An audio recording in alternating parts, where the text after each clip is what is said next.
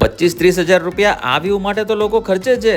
અને ગુજરાત બેંગ્લોરની મેચ અહીંયા બેસીને જોયા પછી બીજી વાર 1000-2000ની ટિકિટમાં તો જવાનું પણ મન નહીં થાય હો.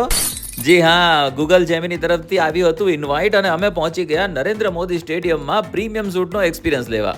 સ્ટેડિયમ પહોંચતા જ ગેટ નંબર 3 પર ગાડી લેવા આવી જાય અને પ્રીમિયમ સૂટના ગેટ પર પહોંચો એટલે આપણા વ્યુઅર પણ મળી જાય. ત્યારબાદ એન્ટ્રી લીધી અને સ્કોરર અને થર્ડ અમ્પાયરના રૂમની બાજુમાં જ હતું આપણું પ્રીમિયમ લોન્જ. અને આ હતો ત્યાંનો વ્યૂ.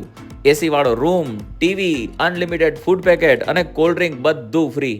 સાથે જમવામાં સ્પેશિયલ જૈન ફૂડ પણ હતું.